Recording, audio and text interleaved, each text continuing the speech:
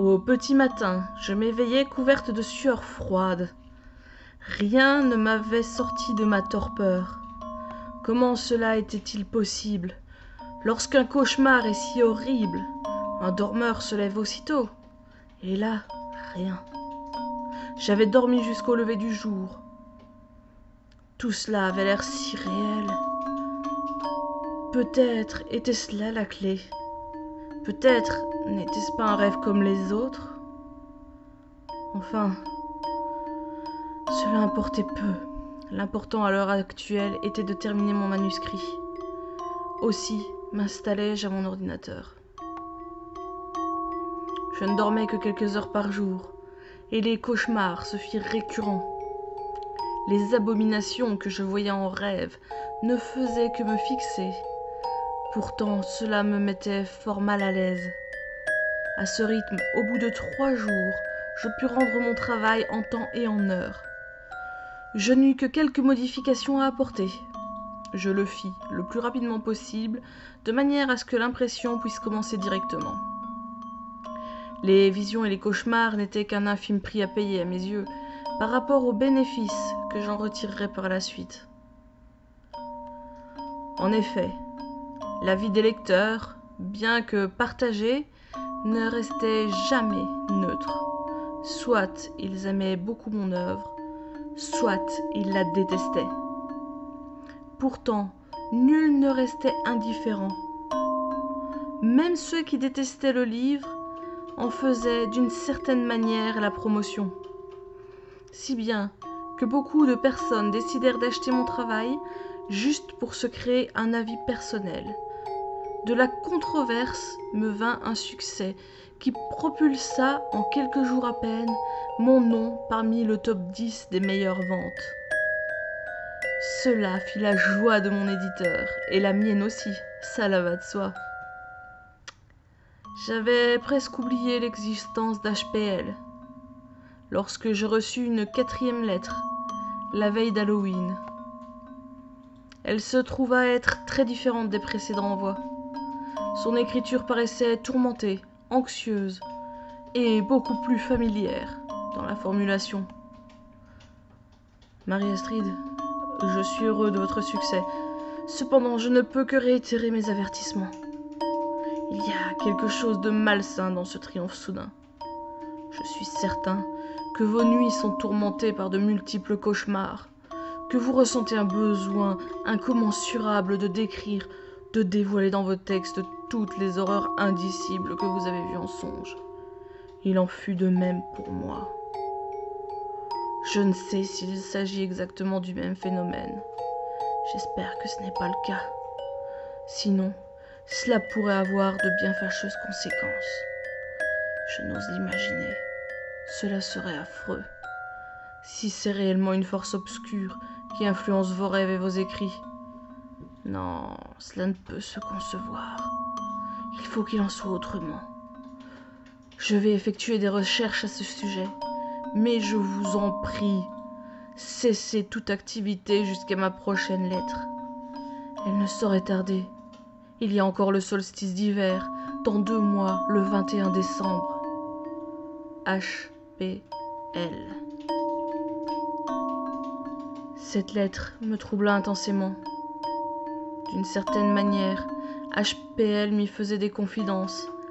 Il m'annonçait qu'il avait vécu, il y a fort longtemps, une expérience similaire à la mienne.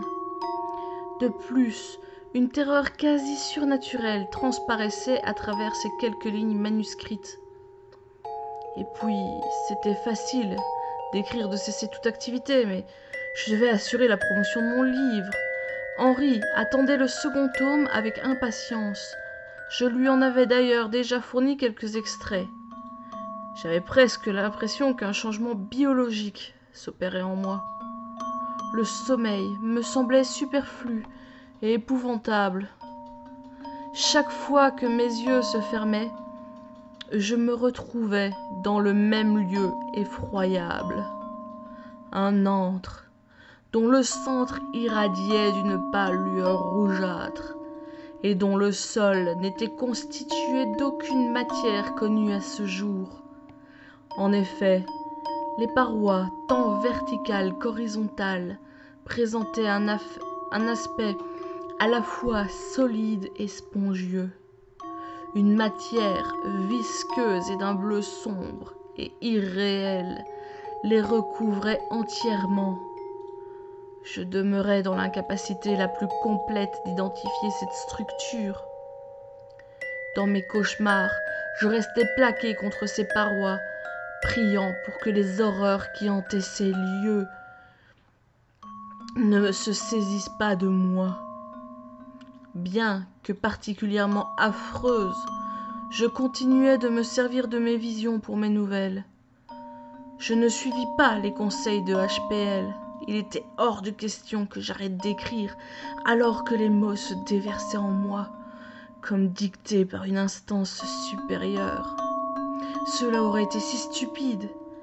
Et si, après ces recherches, il n'avait rien trouvé?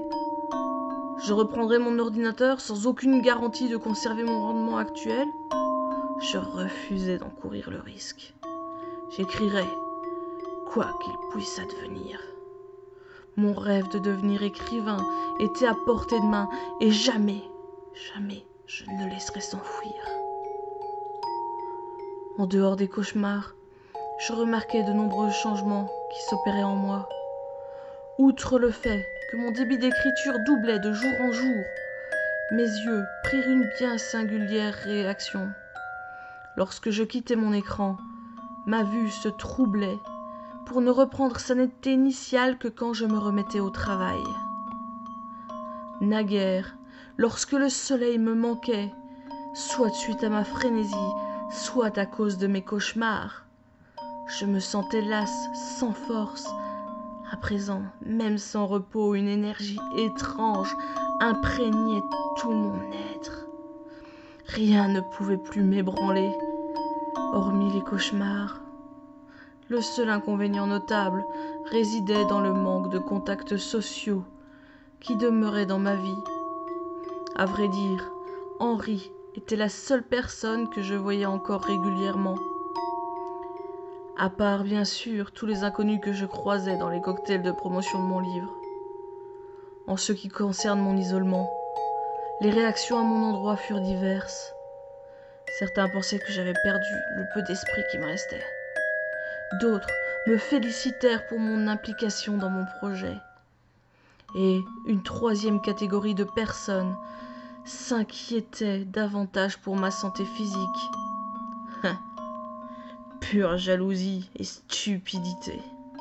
Car en vérité, j'avais seulement minci rapidement, car absorbé par mes textes et mes cauchemars, j'oubliais de plus en plus souvent de manger. Mon enfermement eut également l'effet de me faire pâlir. J'avais déjà la peau très blanche, mais en un mois à peine, elle devint diaphane. Je me sentais littéralement habité par les mots que je couchais sur le papier. À quoi bon les misérables avertissements d'HPL? Ne feignait-il pas son inquiétude? Ne tentait-il pas de me préserver d'un bienfait dont lui-même avait joui dans sa jeunesse? Les mois passèrent sans que rien de vraiment notable se produise, en dehors peut-être d'une recrudescence de mes moments d'assoupissement. Ceux-ci étant à présent irrémédiablement accompagnés, non pas de cauchemars, mais plutôt de rêves étranges et étrangers. J'avais la désagréable sensation de faire les rêves d'une personne autre que moi. Alors que petit à petit l'hiver s'installait sur la ville, je ne pouvais empêcher une certaine curiosité de naître en moi. La date du solstice d'hiver approchait. HPL allait-il envoyer une autre lettre? Oserait-il renouveler ses futiles avertissements? Et s'il était réellement parvenu à trouver les informations auxquelles il avait fait référence, en quoi consisteraient-elles? Le 21 décembre survint avec une rapidité surprenante. Alors que je consultais fébrilement mon courrier, mon cœur bondit lorsque je vis l'enveloppe jaunie. Je la décellai aussi rapidement que me le permettaient mes mouvements. Je la parcourus rapidement une première fois. Puis je sentis mes lèvres se tordre en un affreux rictus alors que je la relisais. Toute l'affabilité de la première lettre, tous les encouragements avaient disparu. Seul persistait un sentiment d'inquiétude démesurée et d'horribles conseils. Le style même en était affreux. La peur et l'urgence d'HPL étaient-elles réelles? Marie-Astrid, je vous écris en toute hâte et j'ose espérer que cette lettre parviendra bien jusqu'à vous. Il est d'une importance capitale que vous cessiez vos activités littéraires. Il en va de votre santé mentale et physique. J'en suis à présent certain. Je sais que vous les voyez et que vous les avez vus. Comme je vous l'avais promis, j'ai effectué des recherches à leur sujet. J'ai trouvé bien peu de choses en vérité, tant ils dissimulent habilement leur passage. Cependant, j'ai appris que de multiples civilisations y font référence, directement ou indirectement. Il semblerait également qu'ils ne soient pas complètement étrangers au déclin de nombreuses, glorieuses nations. On dirait que d'une façon ou d'une autre, ils se nourrissent de notre énergie, de l'énergie que fournissent les humains. Comment et pourquoi, je ne saurais le dire. Je souhaite vivement me tromper. Et comme je voudrais que votre changement et votre réussite soient naturels, je ne peux que prier pour que vous n'ayez pas affaire à eux. Quel dommage que vous ne puissiez me répondre afin de me rasséréner face à mes nombreuses questions. Je continue mes recherches de mon côté. Du vôtre, soyez extrêmement vigilante et par pitié, arrêtez d'écrire le temps que nous récoltions davantage d'informations. Je vous supplie d'être prudente. J'espère pouvoir vous communiquer toutes les données nécessaires dans ma prochaine missive. H.P.L. Pourtant, ces mises en garde, bien que particulièrement funestes et lugubres, ne pouvaient plus me détourner de mon destin.